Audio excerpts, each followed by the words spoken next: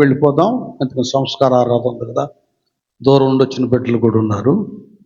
మనం అంటే ఈ మొదటి పునరుద్ధాన దినమందు కదా, 1వ తారీఖున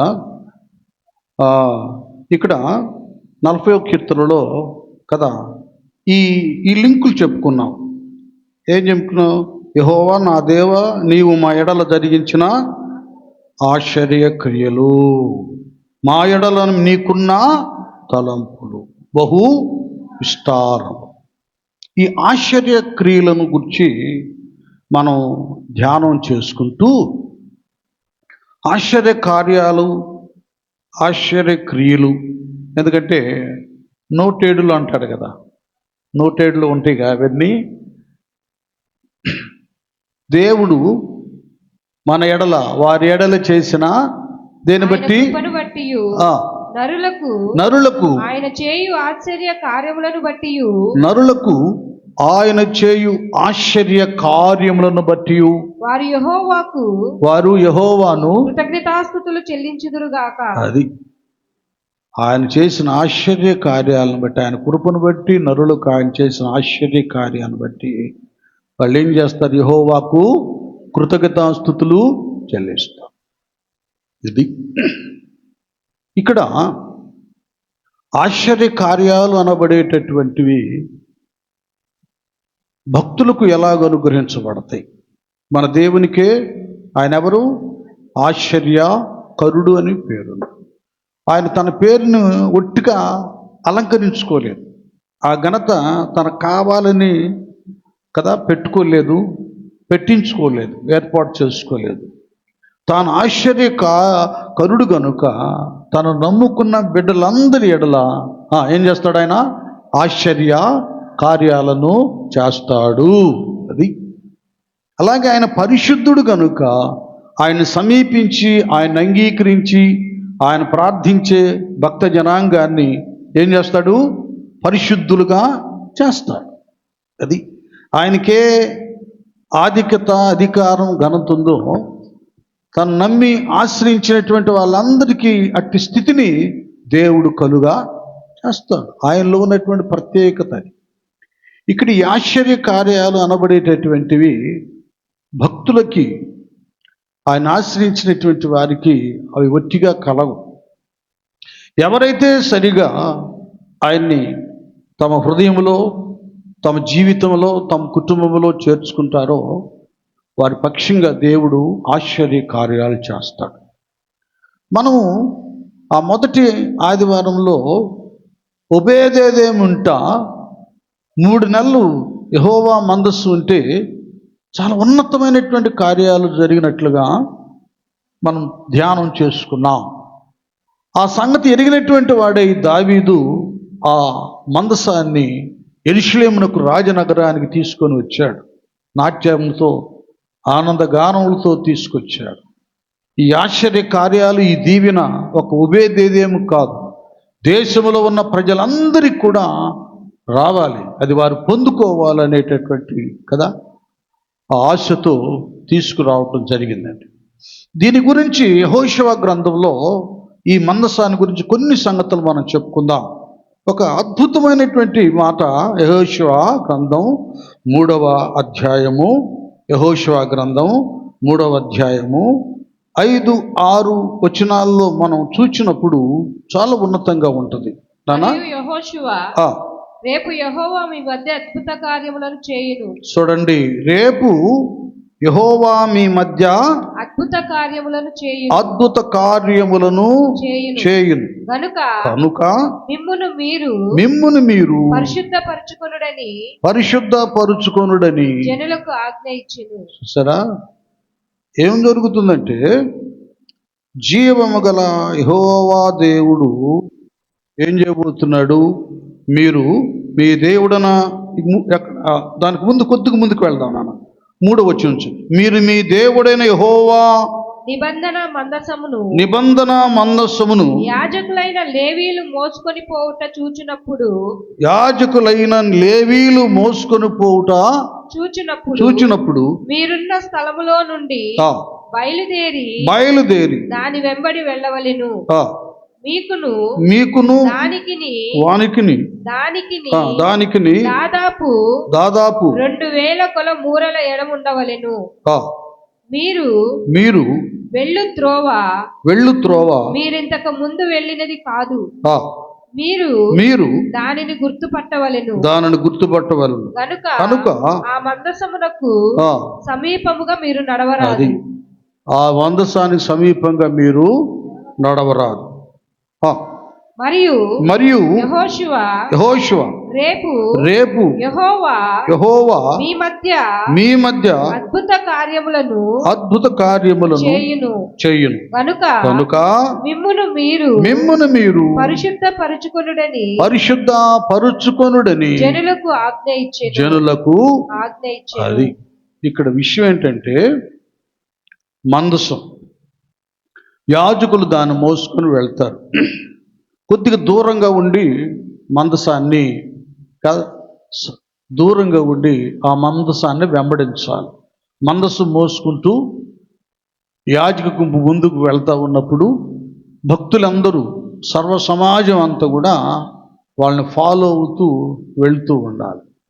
ఇక్కడ ఏం చెప్పాడంటే ఒక చక్కటి మాట, మీ మధ్య అద్భుత కార్యం చేస్తాడు తప్పక, ఇంకంతే ఉంది. ఎవరిదంటే సర్వోన్నతుడైనటువంటి యెహోవా దేవుని యొక్క మందసం, సర్వలోక నాదుడు కదా. ఎవరైనా సర్వలోక నాదుడు యెహోవా నిబంధన, అది సర్వలోక నాదుడైనటువంటి యెహోవా దేవుని యొక్క నిబంధన మందసం.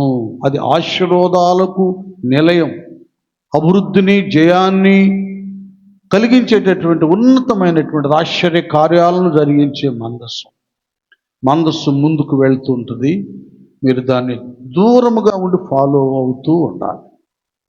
అయితే అనుసరిస్తున్నటువంటి మీరు కావలసింది ఏంటంటే, చూడండి, మీకు కావలసింది ఏంటంటే ఆయన అద్భుత కార్యాన్ని జరిగిస్తాడు. ఆ అద్భుతమైనటువంటి కార్యాలు మీరు పొందుకోవాలంటే మిమ్మును మీరు ఏం చేసుకోవాలి? మిమ్ముని మీరు పరిశుద్ధ పరుచుకోవాలి. ఇది దేవుని యొక్క ఆశ్చర్య కార్యాలు జరగాలంటే అబద్ధాలతో, అపవిత్రతతో, అహంకారంతో, అవిధేయతతో అది మనకు చేరువు కాదు, మన సొంతం కాదు. మన దేవుడు పరిశుద్ధుడు కనుక ఆయన పిల్లలుగా ఉన్నవారు కూడా పరిశుద్ధులుగా తీర్చబడాలి. క్రొత్త నిబంధనలో ఆశ్చర్యకరుడైన దేవుడు నిన్ను నన్ను మనందరినీ కూడా పవిత్రపరచడానికి ఆయన అమూల్యమైనటువంటి రక్తాన్ని కలువరి శిలువలో సిందించాడు. మన పాప క్షమాపణ ద్వారా ఆ యేసు రక్తము మన పాపాలను తొలగించి మనలను పవిత్ర పరుస్తుంది.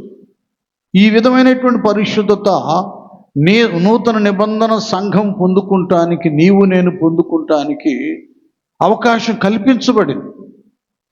పేతురయ్య మాట్లాడినప్పుడు కొందరు, అయ్యలారా మేమేమి చేయాలన్నప్పుడు మీరు మారు మనసు పొంది పాప క్షమాపణ నిమిత్తం ప్రతివారు యేసుక్రీస్తు నామమున బాప్తిసం పొందండి అని చెప్తున్నాడు. మారు మనసు, అప్పుడు దాకా చేసినటువంటి ఆ మనసు, ఆ తప్పులు, ఆ కీడు, ఆ చెడును మానివేయాలి.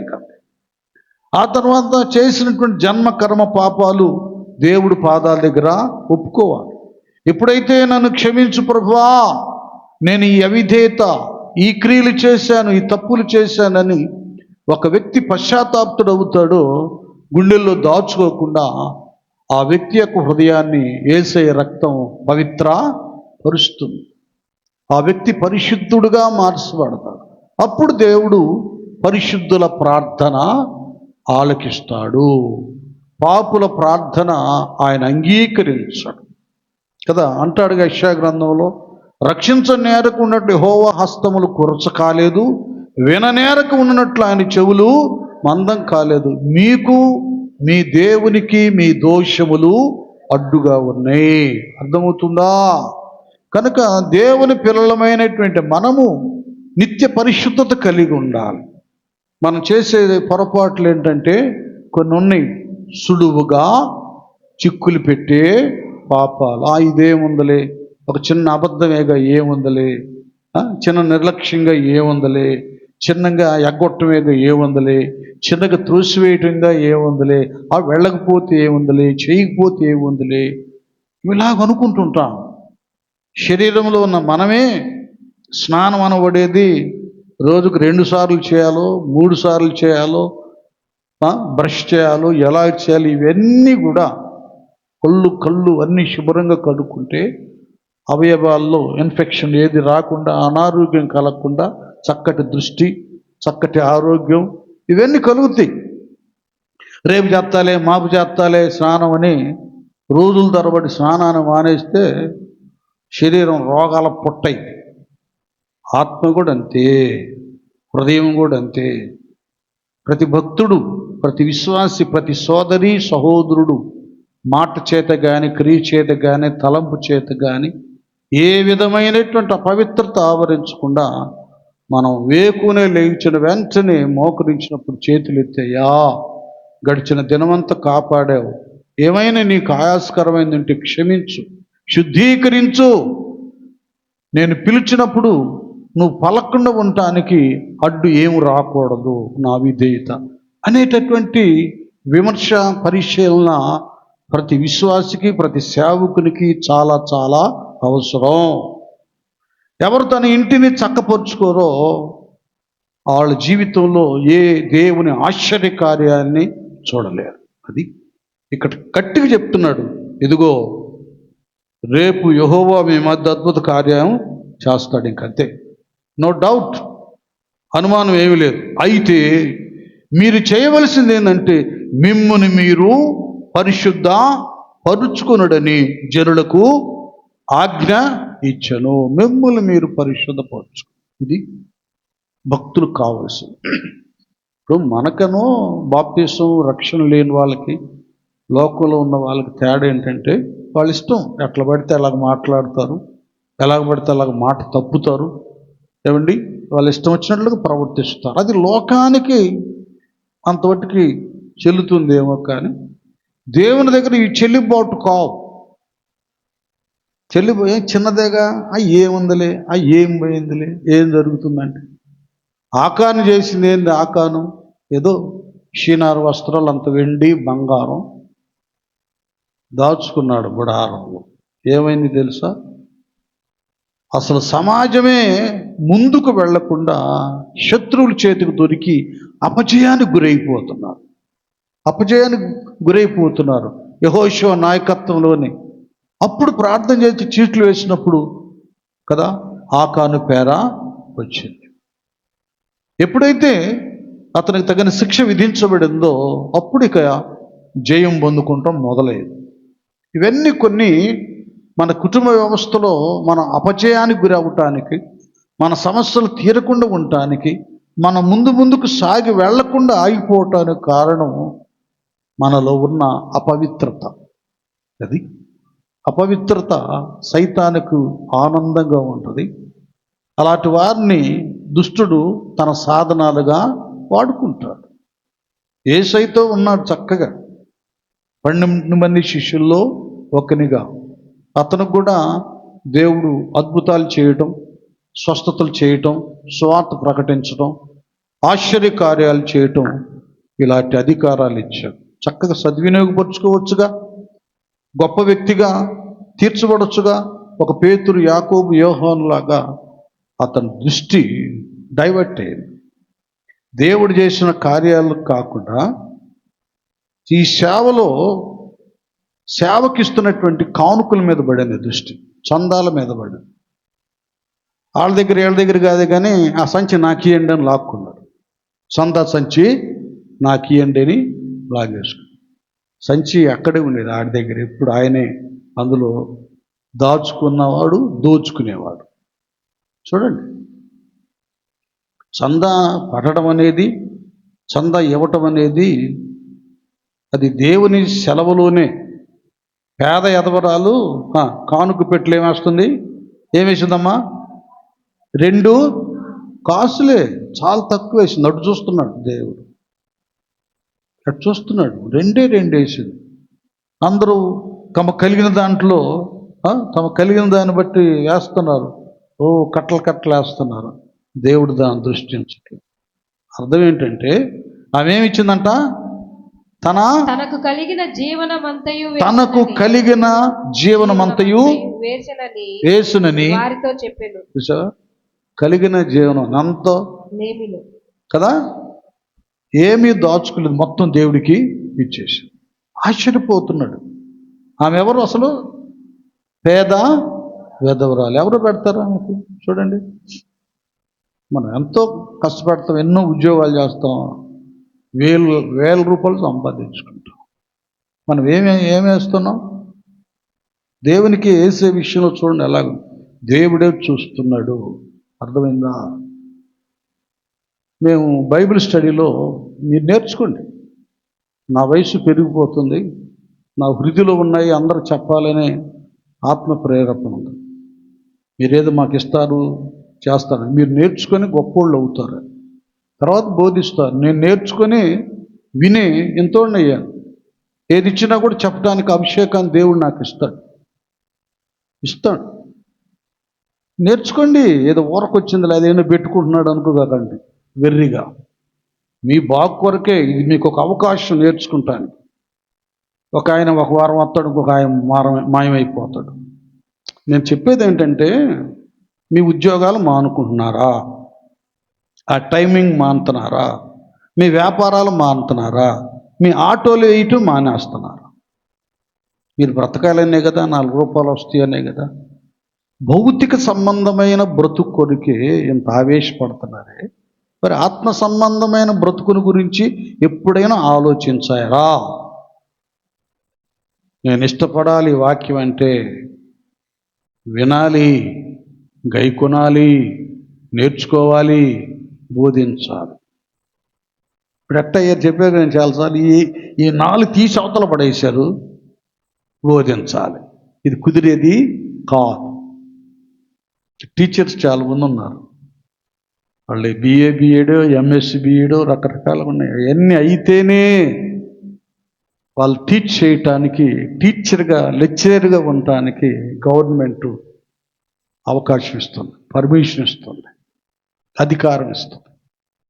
అరే బోడీ లోక ప్రభుత్వాలకే ఇంత క్రమము అధికారాలు ఉంటే, పరలోక సంబంధమైనటువంటి రారాజు దేవుడు, ఆయన పనికి ఎంత అర్హత మనం సంపాదించాలి?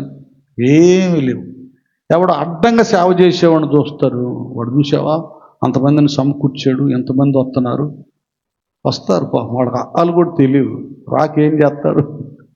చదువు తెలిసినోడుంటే ఎక్కడైనా ట్యూషన్ చెబుతున్నాడంటే అసలు వాడికే రాకపోతే చదువు తెలిసినోడికి అర్థం, వీడికే రాదు, నాకేం చెబుతాడని వెళ్ళిపోతాడు.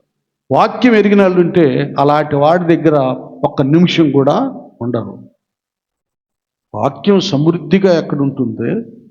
నీళ్లున్న దగ్గరే చేపలు పెరుగుతీ బలపడతాయి. నీళ్లు లేకపోతే, చెరువు ఎండిపోతే చేపలు చస్తాయి. కొన్ని సహవాసాలు, మందిరాలు నీళ్ళు అనగా దేవుని వాక్యము లేని చాలా ఉన్నాయి. కులాలతో మతాలతో ఏదో ఒకటి ఏర్పాటు చేసి డోక్రా లాంటిది, అందరూ సభ్యులతో సంఘాలు కాదు, ప్రభు రక్తంతో, పరిశుద్ధంతో.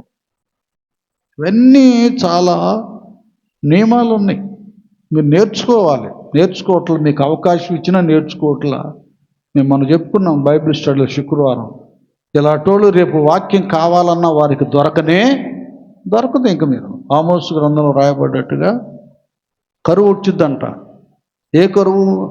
అన్నపానం లేకపోవటం బట్టి కాదంట, యెహోవా మాట వినకపోవటం వలన వాక్యమనే కరువు వస్తుంది. ఆ వాక్యమనే కరువులో ఇంక వాక్యం బంద్ అయిపోద్ది. నువ్వు వినాలన్నా ప్రపంచమంతా తిరిగినా నీకు వాక్యం దొరకదు. మీకు అర్థం కావట్లేదు. ఇప్పుడు చూడండి, ఇక్కడ ఏంటంటే బైబిల్ స్టడీలో ఆదికాండం 4వ అధ్యాయంలోనే ఆదామవ్వలకు పుట్టిన పెద్ద కొడుకు, చిన్న కొడుకు ఇద్దరు. పెద్ద ఆయనేమో తన పొలము పంటలు కొంత యెహోవాకు అర్పణగా తెచ్చను. చూసారా, వీళ్ళేందో కానుకలు అంటున్నారు, దశంభాగాలు అంటారు, ఇయ్యాలంటున్నారంటే, అరే బాబు మేము చెప్పింది కదయ్యా, ఆది నుండే ఉంది. పొలం పంటలో కయ్యూని తేవలసిన అవసరం ఏముంటుంది, తీసుకొచ్చాడు. హేబేలు తన పెంచుతున్న గొర్రెల మందలో తొలిచూలివి క్రువిన వాటిని తీసుకొచ్చాడు. ఇవ్వటం అనేది ఆది నుండి ఉంది. ఇది మేము కల్పించుకొని మాకేండి అయ్యా అని మేము చెప్పడం, ఇది దైవ నియమం. మారు మనసు, ప్రార్థన, ఏమండి, బాప్తిస్మం అనేది ఎలాగో నియమమో దేవునికి ఇవ్వడం అనేది ఒక నియమం. దానివలన పేదలు, సాధలు, దైవ కార్యం, సభలు, సమావేశాలు, ఆలయ నిర్మాణాలు ఇవన్నీ జరుగుతాయండి, జరుగుతాయి. మీ గుండె మేము చేసుకొని చెప్పండి, ఇంత చర్చి కట్టారు, ఇందులో నీ వాటా ఏమైనా ఉందా? నీ ఇల్లు కట్టుకున్నావు, ఆ లక్షలని నీయే. ఈ ఇల్లు కట్టావు, ఇందులో 1,000 అయినా ఉందా అనేది అనేటటువంటి ప్రశ్నని వేసుకోవాలి. నేను ఆత్మీయులకు చెబుతున్నా, మళ్ళీ ఏదో వచ్చి కొద్దిగా వెళ్ళిపోదాంలే సరదాగా అంటే అన్నండి వెళ్ళిపోండి, నేను ఇవ్వలేదు మీరు రావద్దను. దేవుల్లో ఒక నియమములో, ఒక క్రమములో, దైవ చిత్తములో బడా నమ్మకమైన మంచి దాసుడా, దాసురాలా అని పిలవబడాలంటే ఈ నియమాలు ఉన్నాయి. అవన్నీ మీరు అనుసరించినప్పుడే దేవుని దృష్టిలో, లిస్టులో మీరు ఉంటారు, లేకపోతే ఉండరు. ఎందుకంటే రేపు అక్కడ నన్ను నిలబెట్టినప్పుడు నువ్వు సరి చెప్పలేదు వాళ్ళకి, అందుకే వాళ్ళు ఏం చేయలేదు అని లెక్క అడుగుతాడు ఆయన. ఇప్పుడు చెప్పానుగా, ఇక్కడ చుచ్చు నెక్కుతాడు, ఆ మాటలు నీకు కూడా వినిపిస్తాడు. ఒక నియమం ఇది. ఇవ్వటం అనేటటువంటిది ఆది కాండం నుండే ఆదామవ్వలకు పుట్టినటువంటి బిడ్డల దగ్గర నుంచి అక్కడ కనబడుతుంది మనం స్పష్టంగా. అంటే అంతకుముందు ఆదాము కూడా ఇచ్చాడు అని అర్థం, దేవునికి అర్పణ అర్పించాడు అని అర్థం అన్నమాట. అక్కడి నుంచి అర్పణ. ఈయన దృష్టించి పేద ఎదవరాలను చూశాడు. చాలా అద్భుతం, కదిలిపోయింది ప్రభువా. ఆమె లిస్టులో పడిపోయింది, పరలోక లిస్టులో.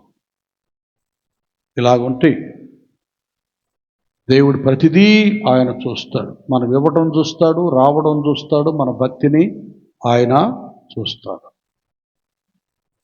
ఆయన ఈ ఇస్కరియోతు యూదా దైవ పని కొరకు కానుకలు ఇస్తే ఆ కానుక అనేది ఇంకా పెంచాలి, దేవుని పనులు దాన్ని డెవలప్ చేసుకోవాలి, ఇంకా వాళ్ళు ఇస్తే వీళ్ళు ఇస్తే బాగుంటుంది, ఓకే మంచిదే, కానీ అది తినాలి, నేనే దొంగిలించాలి, నేనే దాచుకోవాలి, నేనే దోచుకోవాలని మనసు ఉంది దేవుడి సొమ్ము.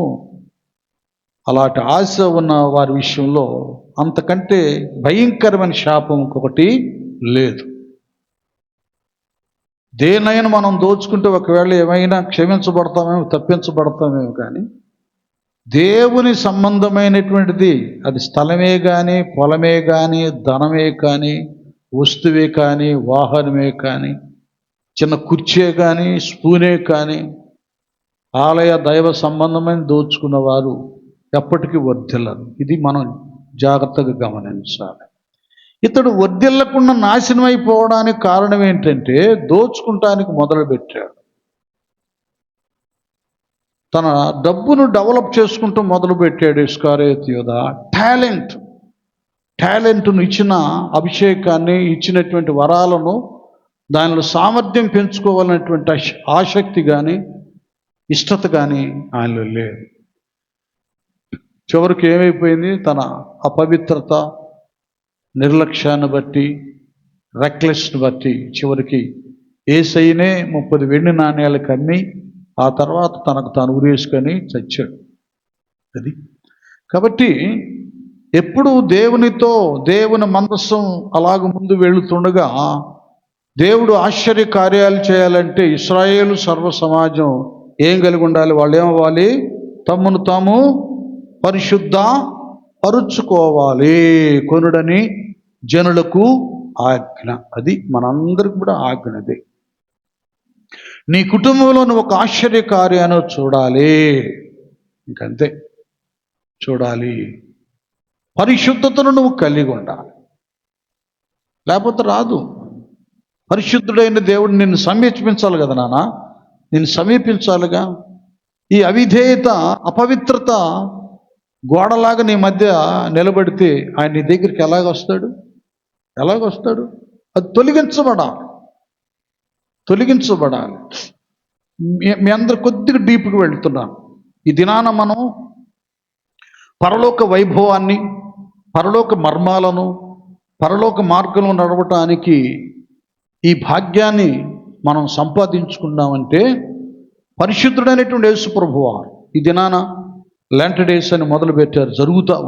జరుగుతుంది. అసలు దానివలన యేసు ప్రభువారు తాను సిలువలో రక్తం కార్చి కేక వేసి మరణించుట వలన ఒక అద్భుతం జరిగింది. ఏం జరిగింది?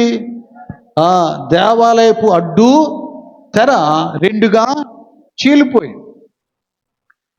పరిశుద్ధ స్థలానికి, అతి పరిశుద్ధ స్థలానికి, ఇది పరిశుద్ధ స్థలం అనుకుందాం, ఇది పరిశుద్ధ స్థలం అనుకుందాం, ఇది అతి పరిశుద్ధ స్థలం అనుకుందాం. మధ్యలో ఒక తెర ఉంటుందన్నమాట. ఈ అతి పరిశుద్ధ స్థలానికి ప్రధాన యాజకుడు సంవత్సరానికి ఒక్కసారే వెళ్ళాలి. ఒక యాగపశువును అర్పించి దాని రక్తాన్ని ఒక పాత్రలో పెట్టుకొని దేవుని ఎదుట అతి పరిశుద్ధ స్థలములో అక్కడ మందస్సు ఉంటుంది. బైబిల్ స్టడీలో మీకు వస్తే చాలా తెలుస్తుంది. ఆ మందస్సం పైన నేను చెప్పుకున్న వేటి గురించి, కెరూపులు అనే పరిశుద్ధ దూతగణాలు ఉంటారు. యెహోవా పరిశుద్ధుడని నిత్యము ప్రతిగానాలు చేస్తూ ఉంటారు. అసలు వాళ్ళ పవర్కే ఎవడైనా బలహీనుడు లోపములో, బలహీనతలో, పాపంలో ఉంటే కాలిపోతాడు అక్కడే. అలాంటి స్థలానికి ప్రధాన యాజకుల వారు సంవత్సరానికి ఒక్కసారి వెళ్ళాలి. ఎందుకంటే ఇశ్రాయేలు యొక్క సర్వ సమాజం వాళ్ళ పాపాలు పరిహరించబడి దేవుడు క్షమించి దేవునికి ఇష్టలుగా, దేవుని యొక్క దీవెనలు పొందుకునేవారుగా, దేవుడు వారి కుటుంబాల్లో ఆశ్చర్య అద్భుత కార్యాలను పొందుకునేవారుగా ఆ స్థితిని వారు సంపాదించుకుంటానికి యాజకులు వారు అక్కడికి వెళ్ళాలి. ఇప్పుడు సంవత్సరానికి ఒకసారి. ఈ సంవత్సరానికి ఒక పర్యాయం వెళ్ళినటువంటి ప్రధాన యాజకులు వారు తనలో కూడా ఒక చిన్న లోపము, దోషము, అపవిత్ర అనేది ఆవరిస్తే అక్కడ కాలు పెట్టకముందే చచ్చిపోతాడు. ఇంకంతే. కనుక అయ్యగారు చచ్చిపోయాడో బ్రతికాడో అర్థం అవటానికి అంగీ ఉంటుంది. అంచులో గంటలు ఏర్పాటు చేయబడి ఉంటాయి. గంటలు ఆయన అటు ఇటు నడుస్తాడు కదా, ఇట్లా చిన్న కదలిక కూడా గంటల శబ్దం బయటికి పరిశుద్ధ స్థలానికి వినపడుద్ది. ఆ గంటల శబ్దం వినపడలేదనుకోండి, మళ్ళీ నడుముకు ఒక దట్టి ఉంటుంది. నడుముకి లూథరన్ పాస్టర్ గారు కట్టుకుంటారు, అది ఉంటుంది. అది ఎంత పట్టుకుంటుందంటే పరిశుద్ధ స్థలం నుండి అతి పరిశుద్ధ స్థలం వరకు ఉంటుంది అన్నమాట. ఆ గంటల శబ్దం ఆగిపోతే కొంతసేపు చూస్తారు. చూసి ఇంకేముంది, గంటల శబ్దం వినపట్టలేదు, ప్రధాన యాజకుల వారు చనిపోయారు అని రూఢి అయిన తర్వాత అది ఆ తాడు పట్టుకొని అయ్యగారిని బయటికి లాగుతారు. ఎందుకంటే వీళ్ళు వెళ్ళారు అనుకోండి, వీళ్ళు కూడా చచ్చిపోతారు. అంత అతి పరిశుద్ధ స్థలం అది. దానికి వెళ్ళటానికి నీకు నాకు అధికారం లేదు. జీవము గల దేవుడే. చూడండి, ఒక చిన్న లింక్ నేను మీకు చెప్తాను, ఒక వివరణ. జీవము గల దేవుడే యేసు ప్రభులు వారే. ఆయన అన్నట్లు, నేనే మార్గమును, సత్యమును, జీవమును, నా ద్వారా తప్ప ఎవడు కూడా తండ్రి ఇంట లేక పరలోక రాజ్యములో ప్రవేశించలేడు. ఆయన కలువరి శిలువలో తన రక్తాన్ని చిందించి కేక వేసినప్పుడు దేవాలయపు అడ్డుతెర ఏమైపోయింది? రెండుగా చీలిపోయింది. గట్టిగా చప్పలకూడదాం, దేవునికి స్తోత్రం. మనం అందులోకి ప్రవేశించటానికి ఆ ఉన్నతమైన భాగ్యాన్ని ప్రభువారు చనిపోయి, రక్తం చిందించి చనిపోయి, అడ్డును తొలగించి మనకు మార్గాన్ని సరళం చేశారు. ఇప్పుడు మనకేంటంటే పాత నిబంధనకి మనకున్న తేడా, అప్పుడైతే ఒక్కసారే వెళ్తాడు, ఆ గడిలో కూడా సరి లేకపోతే చచ్చిపోతాడు. ఇప్పుడైతే మీరు నేను గుండె మీద చేసుకొని చెబుతున్నాం, ఎన్నో పర్యాయాలు మన చూపులో కానీ, మాటలో కానీ, తలంపులో కానీ, పక్కోళ్ళ గురించి మాట్లాడుకునేటప్పుడు కానీ, దేనికి దాని విషయంలో రవ్వంతైన అపవిత్రత, లోపం, దోషం ఆవరిస్తుంది. మనం అప్పుడే చావాలి. చావకుండా బ్రతుకున్నామంటే కారణం ఏంటంటే ప్రభువు రక్తం. మళ్ళీ ఈ రక్తం మనల్ని ఏం చేస్తుంది? గద్దిస్తుంది. ఏం వాడింది అబద్ధం కదా, నువ్వు ఇప్పుడు అన్నది అది చెడ్డ కదా మాట, నీ చూపు ఎలాంటిది, నీ క్రియ ఎలాంటిది, నీ ఊహ ఎలాంటిది అని ఈ బ్లడ్ మనలో ఉంది కనుక మన అంతరంగంతో వాదిస్తుంది. అదే మనస్సాక్షి. వెంటనే ఇంటికి వెళ్ళిపోయి ఇలా దారిలోనే నిజమేనయ్యా, కపక్క నోరు జారి తోలనాడాను, అయ్యో అబద్ధం చెప్పాను, పశ్చాత్తాపడతాం. అది యేసయ్య రక్తము మనల్ని అవిధేయత అంతటను కూడా దినదినము కదా దినదినము కడుగుతూ శుద్ధి చేస్తూ ఆయన రాజ్యానికి, ఆయన మార్గానికి నడవటానికి శక్తినిస్తుంది. యేసుని రక్తము పాపముల నుండి, యేసుని రక్తము పాపముల నుండి వేయి నోళ్లతో స్తుతించి నాను తీర్చలేము. స్తోత్రం. వేయి నోళ్లతో స్తుతించినాను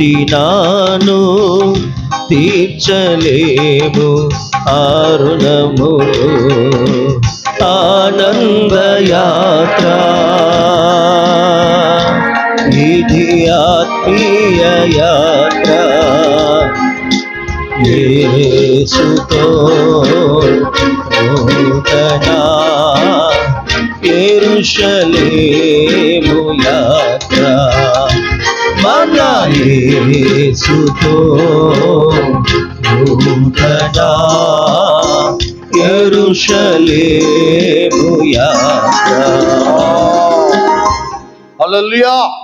ఇది ఇప్పుడు మనం ఇంకా బ్రతుకున్నామంటే పాస్టర్లకి మేము తెగ ప్రసంగాలు చేస్తా కూడా ఏదో ఒక విషయంలో బలహీనమై మళ్ళీ మాట్లాడగలుగుతున్నామంటే మేము చేసే ప్రతి పనిని దేవుడు చూస్తున్నాడు. మనలో ఉన్న దైవ రక్తం, ప్రభు రక్తం మనల్ని పరిశోధన చేస్తా ఉంది.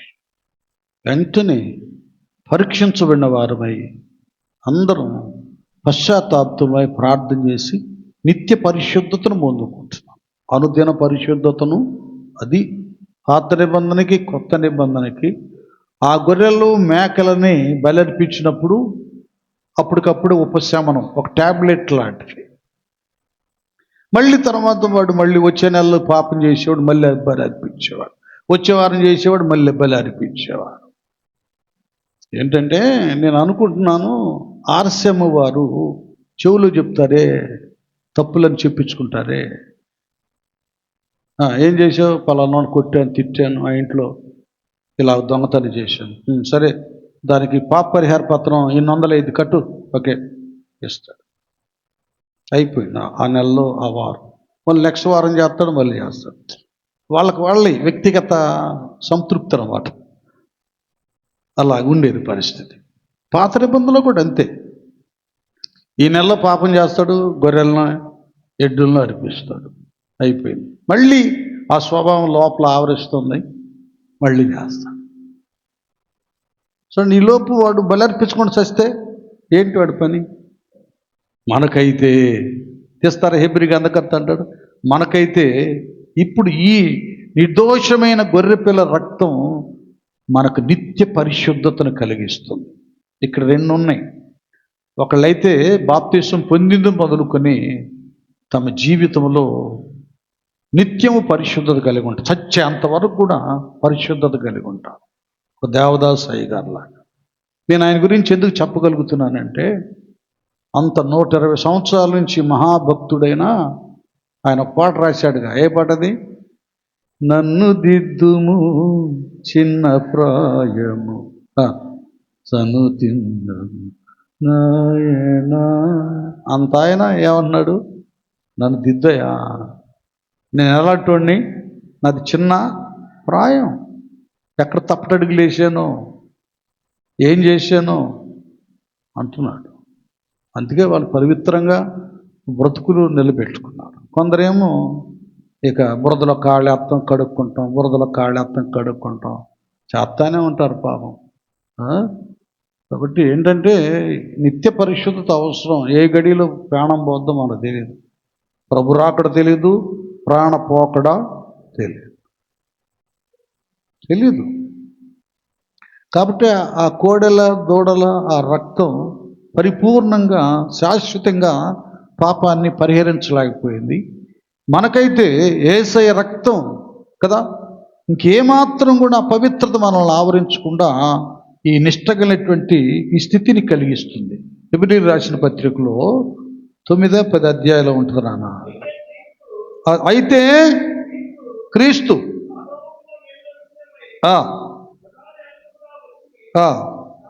తానే ఏనా నిత్యమైన విమోచన సంపాదించి హస్తకృతము కానిది అనగా ఈ సృష్టి సంబంధము కానిదియు మరి ఘనమైనదియు పరిపూర్ణమైనదియు నైనా గుడారము ద్వారా, చూడండి ఈ మాటలు చాలా పవర్ఫుల్గా ఉంటాయి. గుడారము ద్వారా మేకల యొక్కయు, చూడండి మేకల యొక్కయు కోడెల యొక్కయు రక్తముతో కాక తన స్వరక్తముతో, ఇది పవర్ఫుల్ వర్డ్, తన స్వరక్తముతో ఒక్కసారి పరిశుద్ధ స్థలములో ప్రవేశించెను.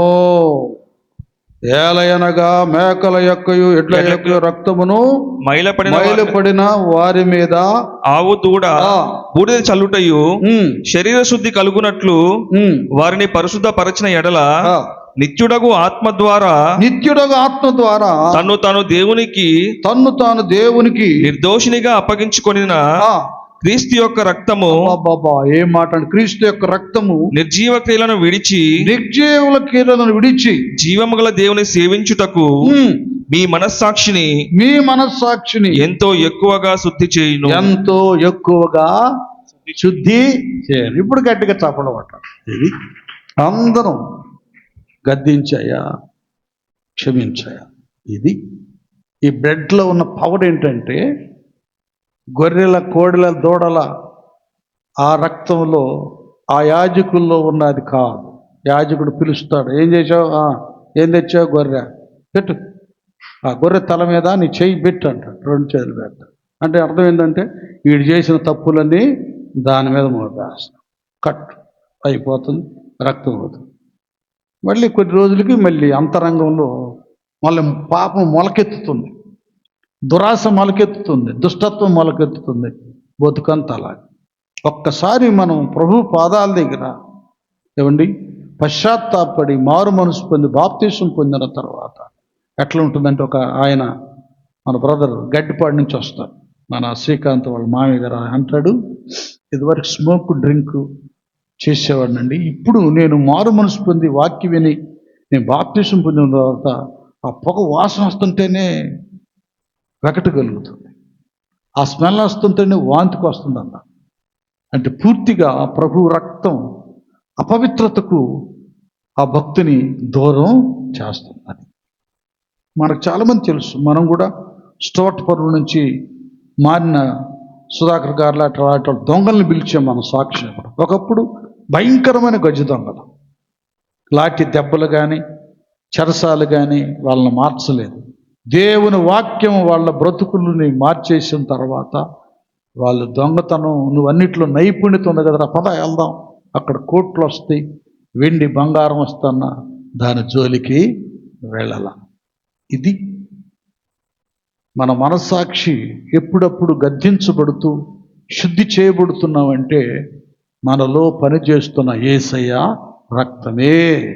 ఇక నీకు మనస్సాక్షి పని చేయలేదు, నువ్వు తగ్గించుకుంటానికి, పశ్చాత్తాపడటానికి, చిన్న పెద్ద గురువు దైవం అనే ఒక నియమాన్ని అనుసరించడానికి నీ మనసు రాలేదంటే అది వాత వేయబడిన, చెప్పండి, వాత వేయబడిన మనస్సాక్షి. అంటే అట్టి వ్యక్తి భ్రష్టాత్మకు సాతాను చేతికి అప్పగించబడతాడు. ఇంక వాడిని ఎవ్వరు మార్చలేరు, అవకాశం కూడా లేనే లేదు. ఇలాగుంటుంది పరిస్థితి. నా జీవితంలో ఇక్కడ యెహోషువ గ్రంథంలో వ్రాయబడ్డట్టుగా దేవుడు ఒక అద్భుతమైనటువంటి కార్యం మందసం ద్వారా అప్పుడు జరగాలంటే, ప్రభు ద్వారా ఒక అద్భుతమైనటువంటి కార్యం మనలో జరగాలంటే మనలను మనము పరుచుకోవాలి. అది నిత్య పరిశుద్ధత. దీనివల్ల కార్యాలు జరుగుతాయి. ఇంకొక అద్భుతమైన మాట చెప్పమంటారా? పరిశుద్ధత అనేటటువంటిది ఏ వ్యక్తిలో, భక్తుల్లో ఉంటుందో అక్కడ అది వెలుగు ఆవరించబడుతుంది. యోబును గురించి సైతానుగాడు వచ్చి, నేను యోబుకి ఏమైనా చేద్దామంటే నీవు ఆయనకును, ఆయన ఇంటి వారికిని, ఆయన కలిగిన సమస్తం చుట్టూ, చెప్పండి, అది కంచి వేసావంటే అక్కడ వెలుగు, దూత గణములు వెలుగు కంచిగా ఉందన్నమాట. దుష్టుడు లోపలికి వెళ్ళటానికి అవకాశం లేకుండా పోయింది. అర్థమవుతుందా? ఇటు పరిశుద్ధత ఉన్నప్పుడు, ముఖ్యంగా నా యవన కుమార్తెలు, కుమారులకు, మనవలకు, మనవరాళ్లకు నేను తెలియచేసేది ఇదే. పరిశుద్ధత అనేటటువంటిది, యవన ప్రాయం అనేది ఒక వరం. అది దేవుడు మీకు ఇచ్చిన ప్రధానత్వం, శ్రేష్టత్వం, ఒక వరం. రక్షణ పొందుకొని మారు మనసు పొంది బాప్తిసం పొందిన వారు రక్షణకు తగ్గట్లుగా మీరు పరిశుద్ధతను కాపాడుకొని ఒక తీతు, ఒక తిమోతి, ఒక యేసోపులాగా మీరుంటే మీరు ఫలించెడు కొమ్మలే. స్తోత్రం, హల్లెలూయా. ఫలించెడి కొమ్మలు యవన బిడ్డలు. నిజం, మీ యవన ప్రాయములో మీ కలిగి ఉన్న పరిశుద్ధత మీ వ్యక్తిత్వాన్ని కాపాడి, మీ చదువులో బుద్ధి జ్ఞానాలను ఇస్తూ కదా, చిన్న వయసులోనే సర్వ సంపదలను సాధించే భాగ్యాన్ని ఇస్తూ, మీ కుటుంబాలకు మేలుకరంగా, సమాజానికి ఉపయోగకరంగా, దేవునికి మహిమకరంగా ఉండేటట్లుగా మీ పరిశుద్ధత మీకు అలా జరిగిస్తుంది. ఇక్కడ ఇంకో విషయం వినాలి. పరిశుద్ధత అంటే ఏ తప్పు పని చేయకుండా, లవ్వులు బొవ్వులను అవి చేయకుండా, అది చేయకూడదు. పూర్తిగా దాన్ని నిషేధించాలి. ఇవి మాత్రమే కాదు, అన్నిట్లో పెద్దల గురించి మాట్లాడేటప్పుడు, వాక్యాన్ని గురించి మాట్లాడేటప్పుడు, సంఘాన్ని గురించి మాట్లాడేటప్పుడు, సేవకుని గురించి మాట్లాడేటప్పుడు రవ్వంత పొరపాటు, తప్పు, నెగిటివ్గా రాకూడదు. అన్నిట్లో యవన బిడ్డలు స్థితిగతులను బాగు చేసుకుంటే మీకంటే జయాన్ని పొందుకున్నవాడు ప్రపంచంలో ఇంకెవరు ఉండరో. ఉదాహరణకి యేసోబు, ఎస్తేరు మన కళ్ళకు స్పష్టంగా కనబడతా ఉంది. వీటన్నిటినీ కాపాడుకుంటూ మీరు నిలబడగా మీ కుటుంబ వ్యవస్థకు గొప్ప పేరు వస్తుంది. నువ్వు వెళ్ళే సంఘానికి అభివృద్ధి కలుగుతుంది. నువ్వు నమ్ముకున్న దేవునికి మహిమ కలుగుతుంది. అది ఏంది ఈ వయసులో ఈ స్థానం, ఈ గంత, వీళ్ళు సామాన్యులు కాదే. నేను ఏదో మీకు కల్పించి చెప్పేది కాదు. ఉదాహరణకు క్రికెట్ కదా, అంతకుముందు ఒక అమ్మాయి, అని పేరు నాకు సరి తెలియలేండి, వరకు చూస్తావంట, ప్రభువుని నమ్ముకున్న బిడ్డ. ఆ బిడ్డ కూడా ప్రేయర్లో ఉంటుంది, ఆరాధనలో ఉంటుంది, గిటార్ అది ప్లే చేస్తుంది. మళ్ళీ మొన్న పురుషుల్లో ఒక అతను, వీళ్ళిద్దరూ దేవుని ఎడల భయభక్తులు కలిగి జీవిస్తున్నటువంటి వారు. ఏం జరిగింది? సమాజం, అక్కడ ఉన్నటువంటి మతపరమైనటువంటి ఛాందస్వాదులు ఉంటారు కదా, మతోన్మాదులు లేకుండా చేయాలి, దూరం చేయాలి, అవమానపరచాలి, బయటికి వెళ్ళేటట్టు చేయాలి, ఎన్నో ప్రయత్నాలు చేశారు. దేవుడు వాళ్ళ పక్షంగా ఉన్నారు. కేవలము మనం న్యూస్లో చూస్తున్నాం, టీవీలో కూడా అన్నీ చూస్తున్నాం. కేవలము ఆ బిడ్డలు పరిశుద్ధులైన ఆ కుమార్తె పరిశుద్ధుడని ఈ కుమారుడు ఉండబట్టి ఇండియన్ టీముకు దేవుడు గొప్ప జయాన్ని కలుగా చేశాడు. గట్టిగా చప్పట్లు కొట్టండి. మీకు చేయడా దేవుడు? మీరు ఎగ్జామ్స్ రాస్తున్నాడు, జయాన్ని దయచేయడా? ఇంటర్వ్యూకి వెళుతున్నారు, జాబుల కొరకు ప్రయత్నం చేస్తున్నారు, ఉద్యోగాలు రావా? వస్తాయి. వారిలో ఒంటరైన వారు చెప్పాలి 10,000 మంది. ఎన్నిక, అది ఎన్నిక లేని వారు బలమైనట్టి జనమవుతారు కదా. వారిలో ఒంటరి అయినా వాడు 10,000 వారిలో ఒంటరి అయినా వాడు 10,000 ఎన్నిక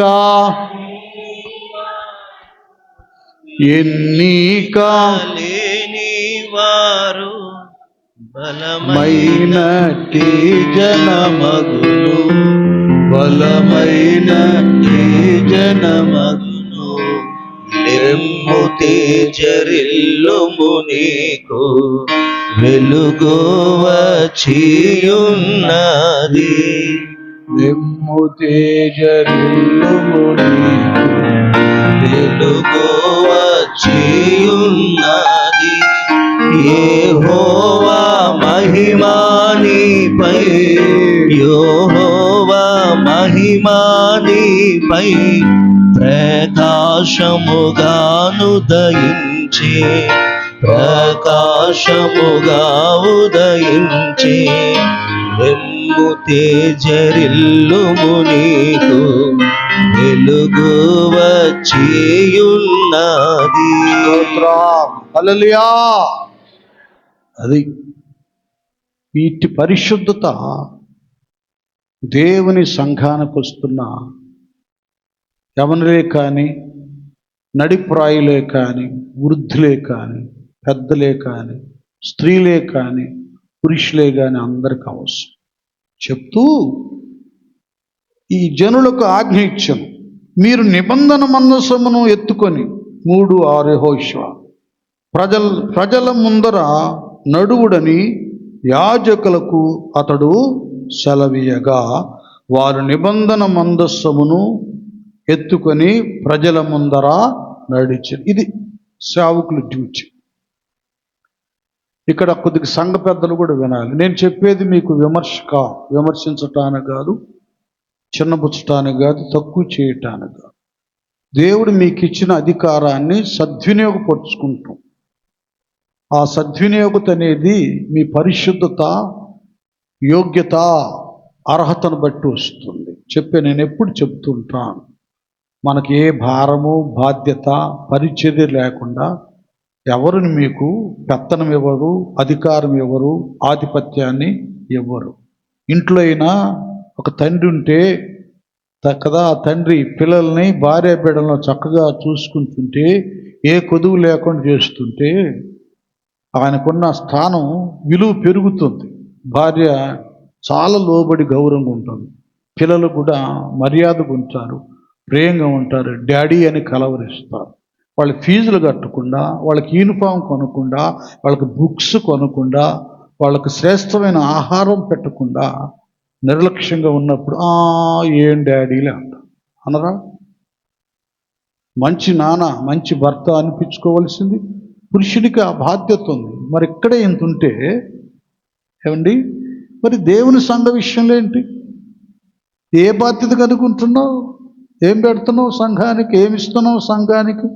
ఏమి పరిచర్య చేస్తున్నావు? నీకు పెత్తనం ఇవ్వడానికి లేదు. దేవుని సంఘం అనేది ఒక నీతి, నియమం, క్రమంతో నిండింది, వంకరగా నిండిది కాదు. ఇది గాంధీ పార్క్ కాదు, అన్నదాన సత్రం కాదు, ఇష్టం వచ్చినప్పుడు వచ్చి పోవడానికి. ఇది దేవుడు తన స్వరక్తమిచ్చి సంపాదించిన సంఘం. ఆ రక్తం అనే సంగతి మర్చిపోక. ఎంత విలువైంది అది. ఆ సంఘంలో ఎట్లా నువ్వు ప్రవర్తిస్తున్నావు? ఇది సత్యానికి స్తంభం, ఆధారమై ఉన్నది. ఇది ఇక్కడ ఏం చేయాలి? వీళ్ళు యాజకులు వారు నిబంధన మందస్సును ఎత్తుకొని ప్రజల ముందర నడవాలి. అలాగే సేవకులు, సేవకురాళ్ళు, ప్రవక్తలు, వరాలు కలిగిన వారు విశ్వాసుల ముందర సేవా భారాన్ని మోసుకుంటూ నడవాలి. ఏ భారం మోస్తున్నావు బ్రదర్? ఏ భారం మాత్రం సిస్టర్? ఏ భారము నీ మీద ఉంది? ఇది నువ్వు అర్థం చేసి ఇక్కడ అదే కనబడుతుంది. యెహోషువ అంటున్నాడు, యాజకులారా, ఒకే సమాజం తమ తాము పరిశుద్ధపరుచుకుంటారు, మీరు పరిశుద్ధత ప్లస్ మందస భారాన్ని మోయాలి. సేవకుడు నిత్య పవిత్రత కలిగి ఉండాలి. రెండవది, క్రీస్తు అనే మందసం తన హృదిలో తనపై నిలిచి ఉండటానికి పరిశుద్ధతలో నిలబడాలి. కంటే ఏ పవిత్రత లేకుండా ఒక 100 రిఫరెన్సులు రాసుకొని ఏం చెప్పాడండి ప్రసంగం అనిపించుకుంటాం కాదు. మా గొప్ప ముందు పవిత్రమైనటువంటి ఆహారం మీకు అందించే ముందు ఒక తల్లి ఇంట్లో భోజనం సిద్ధపరచడానికి ముందు అంట్లు శుభ్రంగా పాత్రలు తోముతుంది. భోజనం ఉడికించే పాత్ర శుభ్రంగా తోముతుంది, అన్ని చూస్తుంది.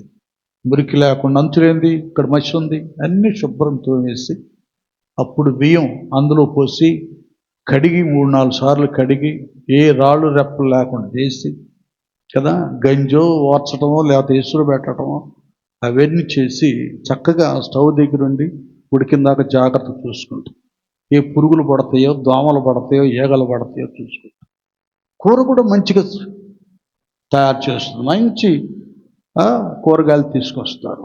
అవి ఎట్లా కుళ్ళిపోయినాయా, మచ్చలు ఉన్నాయా, డాగులు ఉన్నాయా, పురుగు పట్టినాయా, పురుగు పట్టి ఇసులు అవతల పడాల్సి శుభ్రంగా చేసి భోజనం వడ్డించేటప్పుడు స్నానం చేసి శుభ్రంగా చేతులు కడుక్కొని చక్కటి ప్లేట్లు కూడా శుభ్రం చేసి చక్కగా వేడివేడి అన్నం వడ్డిస్తే యజమానుడి బిడ్డలు తింటే వాళ్ళు ఆరోగ్యంగా ఉంటారు. అలాగే కీర్తన చెప్పేవాళ్ళు కానీ, వాక్యం చెప్పేవాళ్ళు కానీ, స్వార్థ ప్రకటించేవారు కానీ ముందు ఈ పాత్ర, ఇది వాక్యాహారం కదా, ఈ హృదయ పాత్ర పవిత్రంగా ఉన్నప్పుడు ఇక్కడ భోజనం, వాక్య భోజనం సిద్ధమైంది.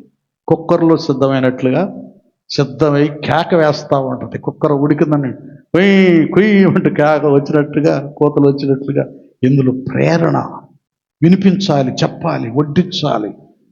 దేవుడు నా హృదిలో పెట్టిన అనుభవాన్ని పంచాలి అనే ప్రేరణ వస్తుందే, చెప్పాలని.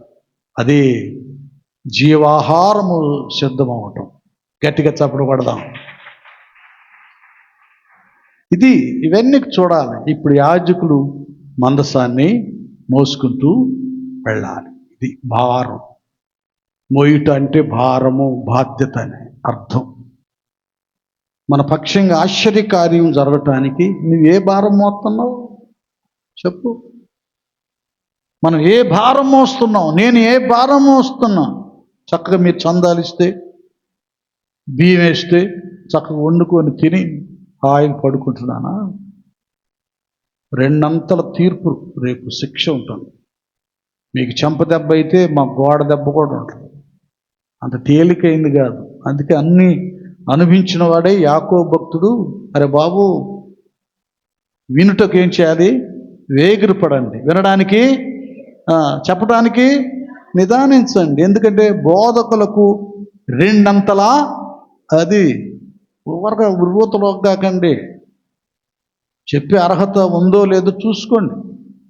నువ్వేంది ఎవడని చెప్తాడు. మన సండే క్లాస్ టీచర్ ఒకటి స్టూడెంట్స్ ఒకటి నిలబెట్టండి, భయంకరంగా చెప్తారు కీర్తనలు.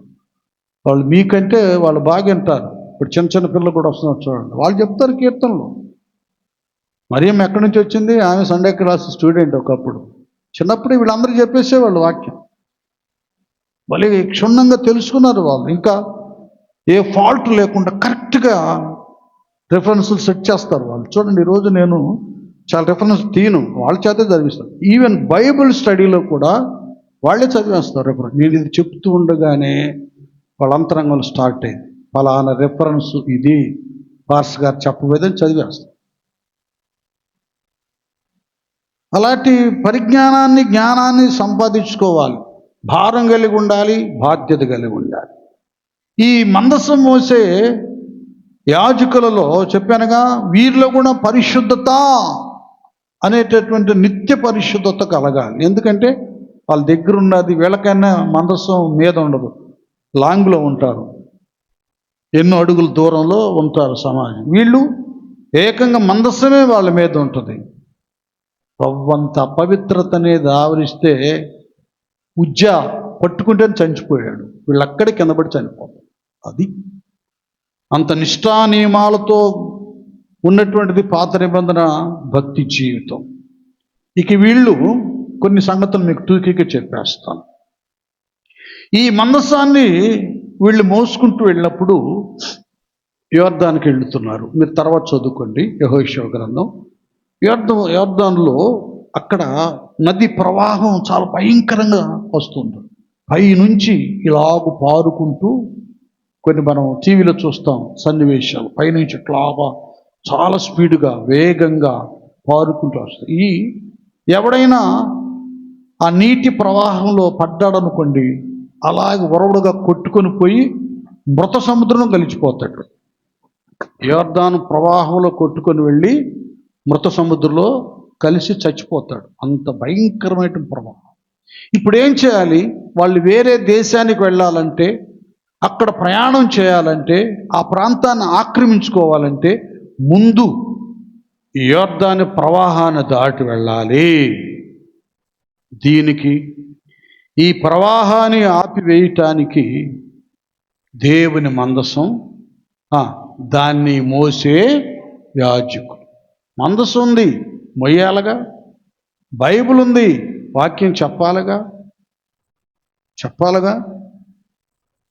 ఇప్పుడు మనకి ఇట్లా ఈ మందసం మోసినట్లుగానే ఇప్పుడు ఏం చేయాలంటే, ఈ బైబిల్ అనే మందసాన్ని మొయ్యాలంటే బైబిల్లో ఉన్న వాక్యానుసారమైన జీవితం కలిగి ఉండాలి.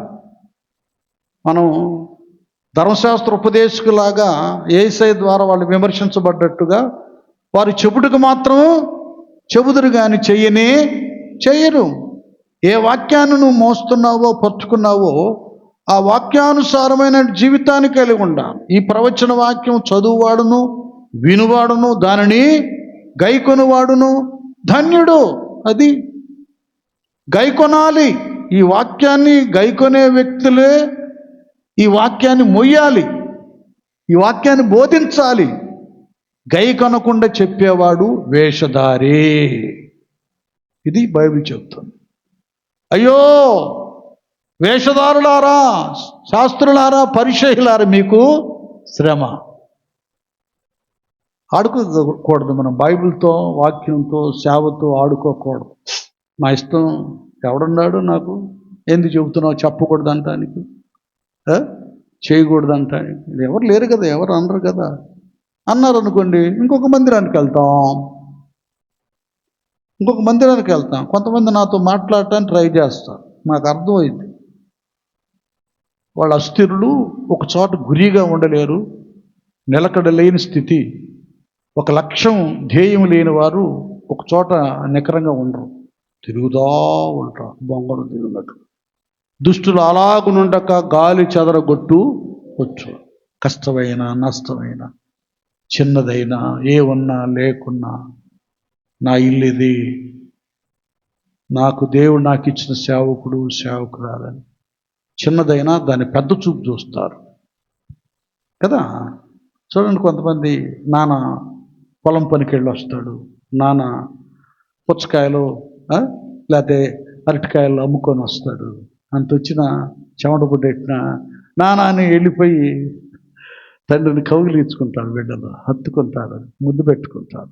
తండ్రి మీద ప్రేమ, నా కోసం నన్ను చదివించడానికి, నాకు ఇదంతా ఇవ్వటానికి, నాకు పెట్టడానికి, నన్ను పోషించడానికి మా అయ్య నా కోసం ఎంత కష్టపడతాడు. ఇది సేవలో కూడా నిలబడాలంటే ఈ విధమైనటువంటి నమ్మకమైన ఆత్మీయ బిడ్డలు దేవుని సంఘాన్ని, దైవ సేవకుని సేవకురాల్ని ఇష్టపడి ప్రేమించేవారు ఉంటే కష్టమైన ఆ సంఘానికి ఎంతో ఉన్నతమైన అభివృద్ధి కలుగుతుంది.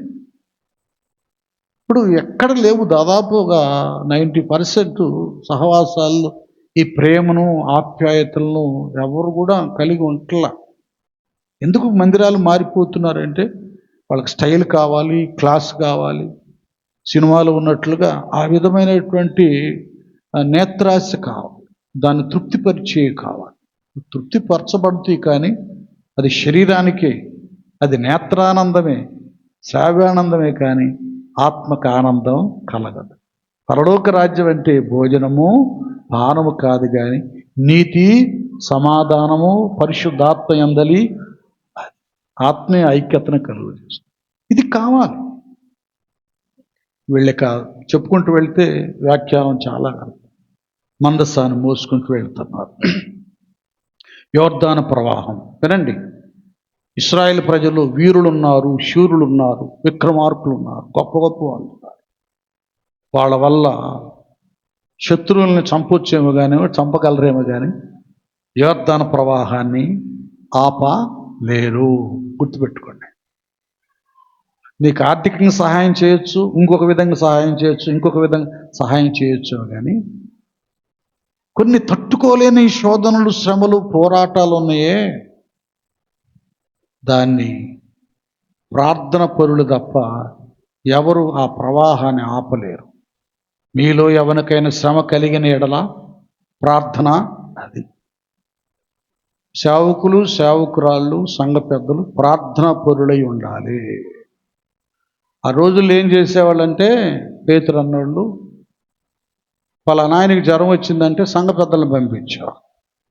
యాకోబు పత్రికలు మీరు తర్వాత చదువుకోండి.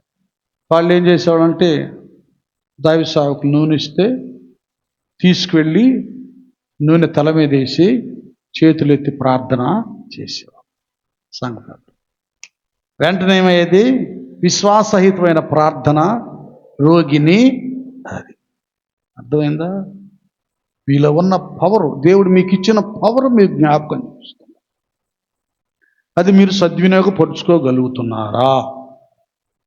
ఏ రోగికైనా ప్రార్థన చేయమని దైవ సేవకులు పంపించారా? చేయటానికి వెళుతున్న నీరు అస్సలు రోజుకు ఒక అరగంటైనా మోకరించి ప్రార్థన చేస్తున్నారా? పరిపూర్ణ పరిశుద్ధతను కలిగి ఉన్నారా?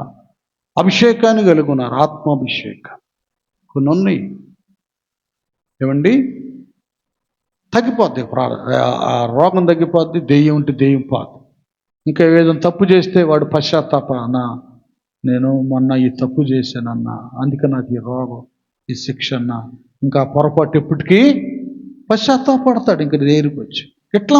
ఇలా కూడా సంఘ పెద్దలు కుటుంబాల దగ్గరికి వెళ్ళి పరామర్శించి, దర్శించి, నూనె రాసి ప్రార్థించి బాగు చేసేటటువంటి ఛాయిస్, అవకాశాన్ని దేవుడు ఇచ్చాడు.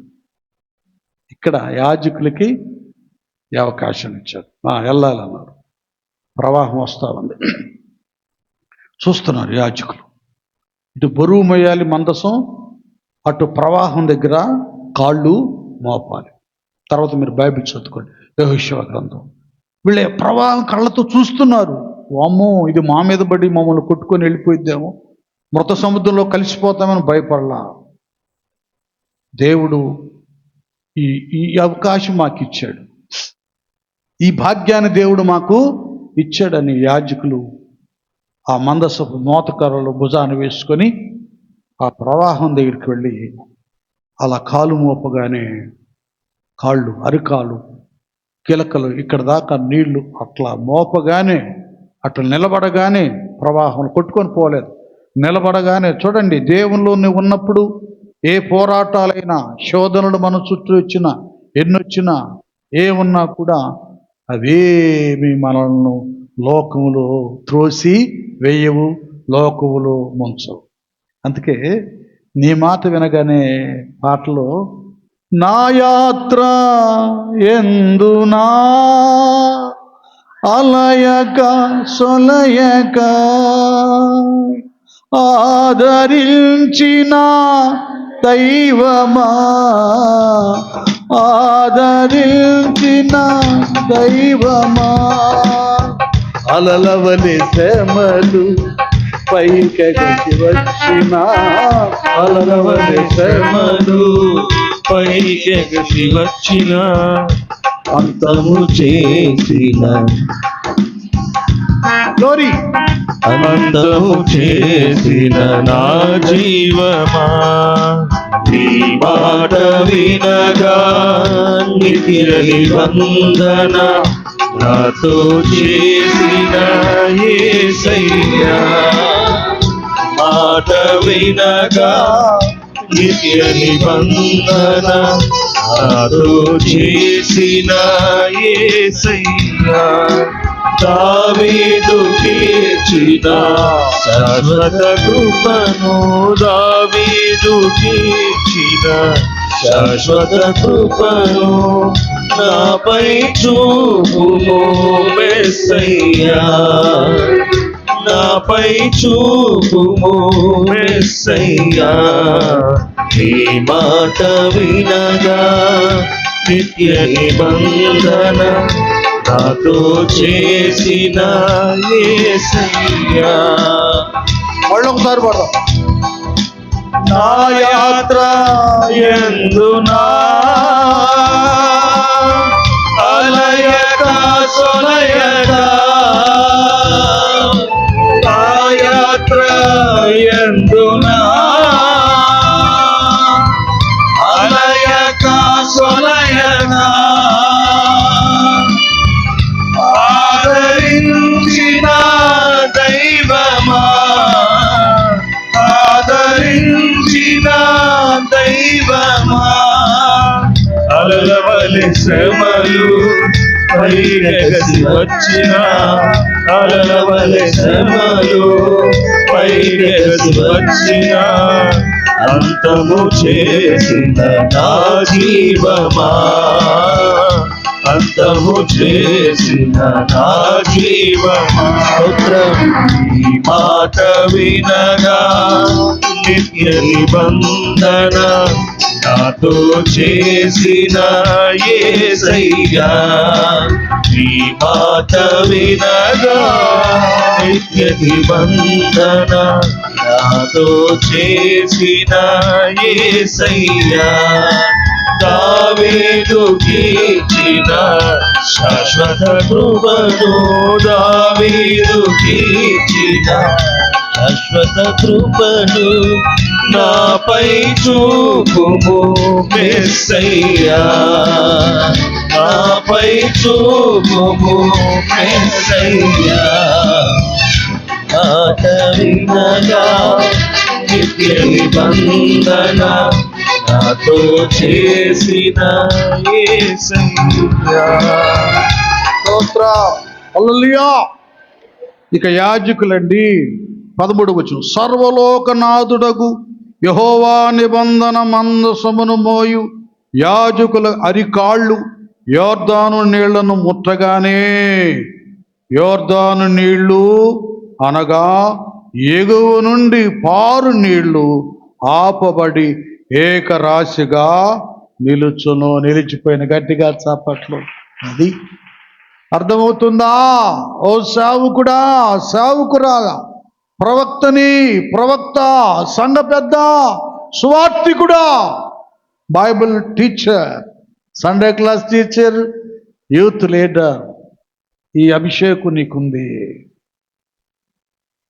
వారి అరికాళ్ళు యోర్దాను నీళ్ళలో అలాగే నీళ్లను ముట్టగానే ఆ యోర్దాను నీళ్లు ఎగువ నుండి పారు నీళ్లు ఆపబడి ఏకరాశిగా నిలబడ్డాయి. ఇంకంతే.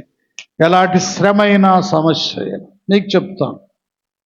ఏ చిన్నపిల్లలకు, సండే క్లాస్ పిల్లలకు సెలవు రోజు అయితే సండే క్లాస్ టీచర్ ఏం చేస్తారంటే ఉపవాస ప్రార్థన పెడతారు. 9 నుంచి 12:30 1 గంట వరకు పిల్లల చేత. అర్థం చేసుకోండి. వీళ్ళకి ప్రాక్టీస్ ఇస్తుందన్నమాట. శ్రమల ప్రవాహపు నీళ్లు ఆపివేయటానికి ఇది ట్రైనింగ్. ఆమె బాల్యం నుండే బాలుడు నడవలసిన తోవను వానికి నేర్పుతుంది. అలాగే యూత్ కలిగే ఆ శోధనలు, పవిత్రతలో పరిశోధనలు కదా, లోకాశలు, ఈ ప్రవాహాన్ని ఆపేయాలంటే యూత్ లీడర్స్, బోధకులు, వారి స్థితిని మీరు కాపాడాలి. ఇంకంతే, మీ ద్వారా నిలిచిపోతే ఇంకంతే. దైవ సేవకులుగా మా డ్యూటీ ఇది మేము చేయాలి. వీళ్ళు ఏం చేశారంటే అట్లా నిలబెట్టేశారు. కాళ్ళు ముట్టగానే నీళ్లను ముట్టగానే యోర్దాను నీళ్లను ముట్టగానే యోర్దాను నీళ్లు ఎగువ నుండి పారు నీళ్లు ఆపబడి ఏకరాశిగా నిలబడ్డాయి. వా, అక్కడ నిలబడ్డా. ఈ పవర్ ఉంటుంది. నీకు ఒక వరం దేవుడు ఇచ్చినప్పుడు అందులో పవర్ ఉంటుంది. దాన్ని నువ్వు సద్వినియోగపరుచుకోవాలి. ముందు చాలామంది ప్రార్థనకు వచ్చేవారు.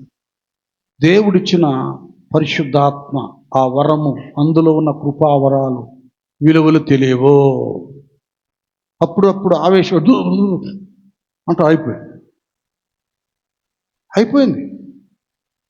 తల ఊపుతారు, ఇట్లా ఎగురుతారు. కాదు, దాన్ని కూడా నేను విమర్శించటం లేదు. ఆ ప్రభావం నీ అంతరంగంలో, నీ తలను కదా, నా తల నూనెతో అంచి ఉన్నావు, నా గిన్నె నిండి ఈ స్థితికి రావాలి. మీరు ఏం చేస్తున్నారంటే, మీరు రాత్రి అయింది, ఇంట్లోకి వెళ్తారు, టప్పంట స్విచ్ చేస్తారు, దాన్ని నిలకడగా ఉంచాలి. తీస్తా అంటే అసలు లైటే ఫెయిల్ అయిపోతుంది. అది కూడా ఎలగటం ఆరిపోవటం. లైట్కి నువ్వు నేర్పిస్తున్నావు. నీ భక్తి జీవితానికి కూడా ఎగరటం, కూలబడటం, ఇట్టటంటం, ఊగటం, అది ప్రాక్టీస్ చేసే కాదు. వెళ్ళిపోవాలి. ప్రభావం, అభిషేకం అనబడేటటువంటి నీలోకి రావాలి. ఆ లెక్క వేరు. అంత ఉన్నతమైన అభిషేకంతో ఉన్నారు కనుక ఏకరాశిని ఆపారు.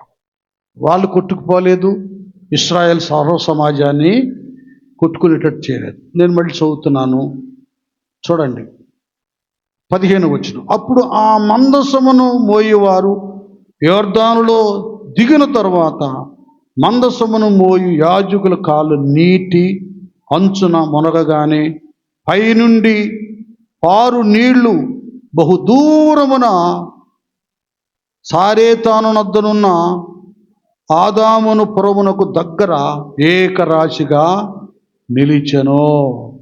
లవణ సముద్రమును ఆరాభా సముద్రమునకు పారు నవి బొత్తిగా ఆపబడును.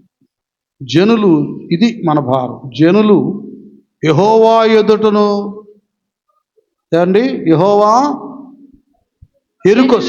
ఎరుకో ఎదుటను దాటగా యెహోవా నిబంధన మందసమును మోయు యాజకులు యోర్దాను మధ్య ఆరిన నేలను స్థిరముగా నిలిచిరి. ఆ తర్వాత జనులందరూ యోర్దానును దాటుట తుదముట్టు వరకు ఇశ్రాయేలీలందరూ ఆరిన నేల మీద దాటుతూ వచ్చిరి. ఇప్పుడు ఎంత పట్టుకంటే ఈ యోర్దాను నదిని దాటి అంతవరకు ఈ లెట్టగా నిలబడాలి. ఒకటి భుజాన దేవుని మందస్సం. ఈ ప్రవాహానికి భయపడకుండా, ఇది మనకు తెలుసుగా, పేతురయ్య నేను కూడా నడుస్తానని యోర్దాను నది నీళ్ల మీద, గలిలయ సముద్ర నీళ్ల మీద గాలి వైపు చూచి మునిపోసాగాడు. ఇలాగ ఏం చూడాల యాజకులు, ఏ గాలి దేని వైపు చూడాల. దేవుడు చెప్పాడు, మాకు పైన మందస్సం ఉంది, దేవుని ఆజ్ఞకు లోబడ్డాం, శుద్ధి చేయబడ్డాం, నిలబడ్డాం. ఏకరాశిక ఎంతంతో దూరంలో ఆగిపోయింది. ఇక ఇశ్రాయేల్ అందరూ అద్దరికి చేరు వరకు, అది గంటో 2 గంటలో ఎన్ని గంటలో ఓర్పు సహనముతో మందస భారం మోస్తూ కదండి, సహనంతో అలాగున్నారు. అది సేవకత్వంలో, సంఘ పెద్దల పరిచయ తత్వంలో, ప్రవక్తనీయులు తమ వరాన్ని సద్వినియోగపరుచుకునే విధానంలో ఈ ఓర్పు, సహనము, తాడుకొంటం, సండే క్లాస్ టీచర్కి, యవనస్తులు నడిపించే టీచర్లకి, దైవ సేవకులకి, సువార్థికులకి, నాకు, మనందరికీ ఈ ఓర్పు, సహనము, భారము, బాధ్యత భరించడం అనేది జరగాలి. ఇది లేకపోతే ప్రవాహం ఆగదు. పరిచర్య అభివృద్ధి చెందదు. నీకొక స్థానం, నీకొక పేరు, నీకొక ఆధిక్యత, నీకొక అభిషేక విధానం రానే రాదు. అది ఈ నియమం. కనుక అద్భుత ఆశ్చర్య కార్యం దేవుడు మన మధ్య జరిగించాలంటే మనం ఏం చేసుకోవాలి? పరుచుకోవాలి హృదయాంతరంగా. యాజకులు అనబడే అందరూ, మీరు కూడా అనబడేవారు దైవాజ్ఞకు లోబడి ప్రభువును మొయ్యాలి. ప్రభువు లేకుండా ముందుకు వెళ్ళకూడదు. అలాగే ఓర్పు సహనంతో ఉండాలి. ఇవన్నీ మనం జరిగించినప్పుడు తప్పక దేవుడు మన వ్యక్తిత్వంలో, మన కుటుంబ వ్యవస్థలో, మన సంఘములో అద్భుతమైనటువంటి కార్యాలను, ఆశ్చర్య కార్యాలను దేవుడు జరిగిస్తాడు. అలాంటి ఉన్నతమైన భాగ్యాన్ని దేవుడు మనందరికీ అనుగ్రహించునుగాక. తల్ల వంచని ప్రార్థన చేసుకున్నాం. చాలు.